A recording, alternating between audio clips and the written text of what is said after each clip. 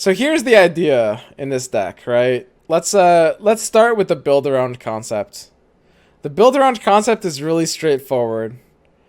We're gonna be playing Crimson Curator and Fiora. So the thing to understand about this deck is we are utilizing the same exact logic that I was just talking about. And again, that's really, really important to understand from like the deck building standpoint. So the logic is you are running a build around concept, and because we can't really tutor these into our hand, we can with Redeemer if you want to be a smartass, and maybe there's an idea there. But because we have, you know, the build arounds are all like, you know, let's say Curator, okay? Let's say Curator is the primary build around, so we're running Protector. Barrier actually counts as surviving damage, and Chain Vest also does even when he takes 0 damage, as long as he's survived that 0 damage, he's still good to create a unit in your hand, right? So the idea is Curator with Barrier. It's sort of like River Shaper with Barrier, except a lot better, because it's a 3/3 instead of a 2/1. Although you could argue it's drawing you less good cards. But effectively, we're saying, okay, because we've got all these spells that are brickable, and Curator is going to be really awkward when we don't draw him, we suddenly need Plan B. Plan B is Fiora, in this case, who can win you the game when you just have a lot of barriers sometimes, right? Like, that can work, you know. And Draven, I guess you could call Plan C. I don't know if Draven's good enough in this deck, honestly, but I just kind of casually threw him in halfway through the build, so we'll see. But yeah, that's the deck concept in this case. I don't know, Chevalier is also kind of crazy. Basically, this deck just says, if you can keep these units alive, you just gain infinite value and you're just good. So are we running both Whirling Death and Standalone? Or not Standalone, Single Combat? Transfusion. And it's pretty hard to not run this Relentless Pursuit card as well, right? Alright, let's just run it like this. This looks good. What do you call this deck? Curator, like, there is that meme where Curator does look exactly like a fucking one of the ugly bastards in a hentai. Like, it's actually uncanny. You're just enjoying a nice, lovely hentai, and then this fucker shows up. Like, you know, like, goddamn, man. It is a high tier meme though. Happens to all of us. Yeah, I know it happens to all of you guys.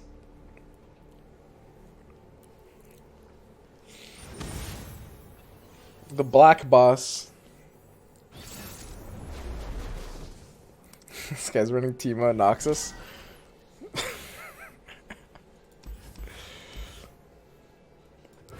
We got Standalone, so I'm gonna go deep.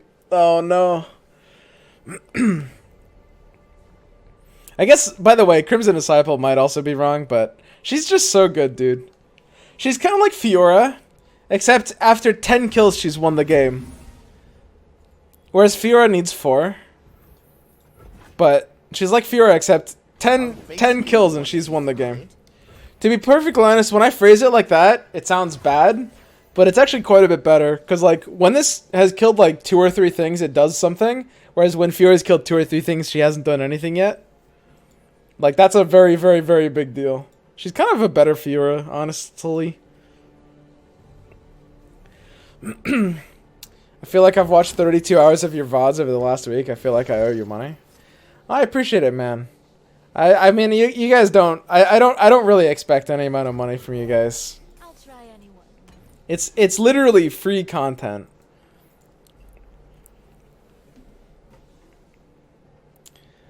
But of course, you know, I mean, I do appreciate it.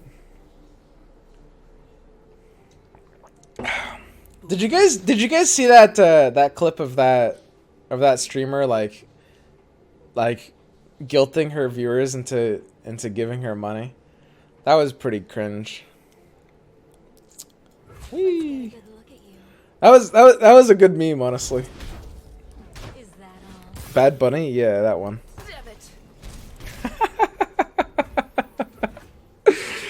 Jesus.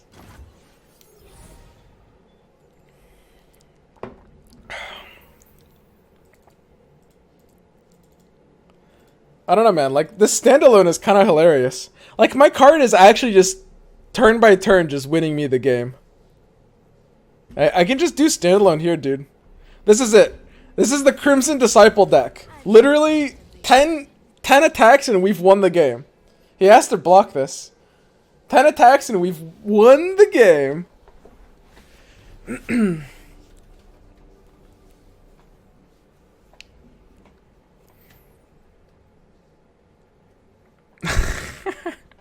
Like this card is actually kind of crazy.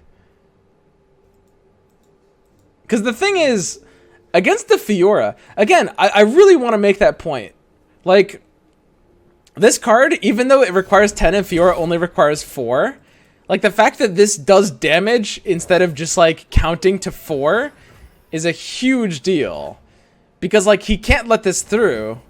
Oh, he's just aggro? Okay.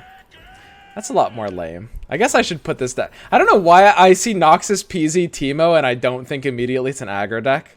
It's just because I was just playing Ezreal Noxus. In my brain, it's like, I'm just thinking about all the Noxus control tools, and I'm like, oh man, he's doing an even wackier deck. Of course he's just aggro. Like, what am I talking about?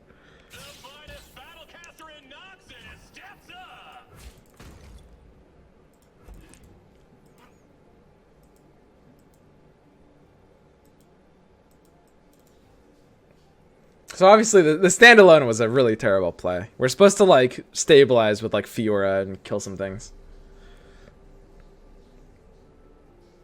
Give her tough and it gets really nuts. Yeah, of course. That's why this deck has Chain Vest. You could run 2 Chain Vest if you really want to.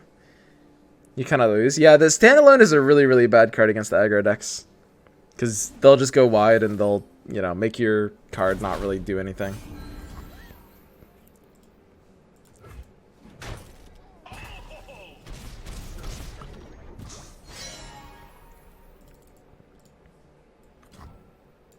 Play Fiora here.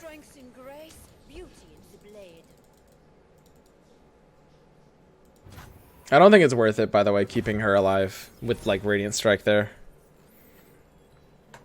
Again, like against aggro, your goal is very, very simple. You're just stabilizing and you don't really need to rely on dealing damage. You're just trying to kill off their units and regain ownership of the board. She would, if we used Radiant Strike on her, she'd have 1 health, which means, you know, he's not going tall. So if she attacks, she gets blocked by like a 1-1. And when she's blocking, she's not accomplishing almost anything as well either. So it just ends up doing very, very little.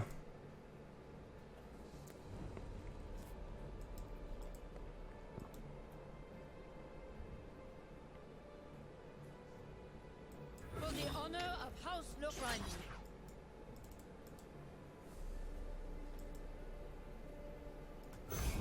This looks fine. We can probably get a win with the Fiora here, honestly. Between Whirling Death and Relentless Pursuit. Whirling Death is good on Fiora. It's like, that is one thing, in a color combination that's really hard to run, which is Fiora Nox. Whirling Death is a card that actually does just get places. Truly. Yeah, Relentless Pursuit hits here, right? Just need to be stopping as much damage as possible. So, our Fiora is at the level up already. When he attacks, we've got the block and the Whirling Death.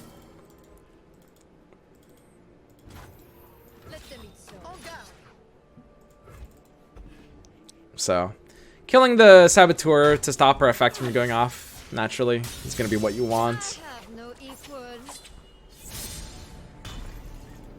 You have high expectations out of your Radiant Strikes? Really? No, I don't.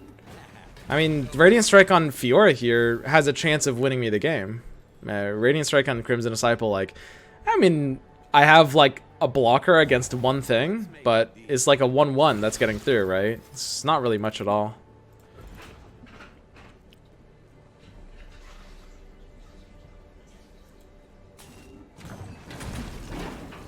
Okay.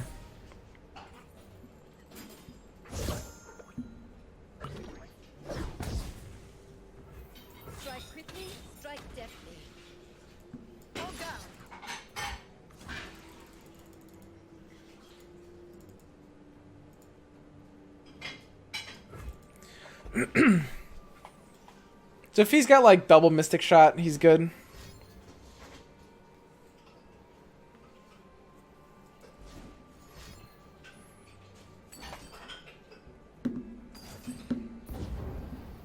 Just kidding.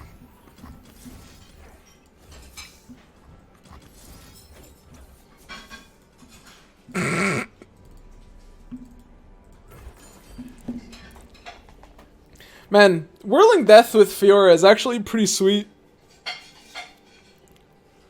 Like, zero irony. It's just this neat thing. So, the idea of like a Fiora Noxus deck, especially now that Crimson Curator is like a really good alt target for it, I think it makes quite a bit of sense. -1. Oh, my Nexus health.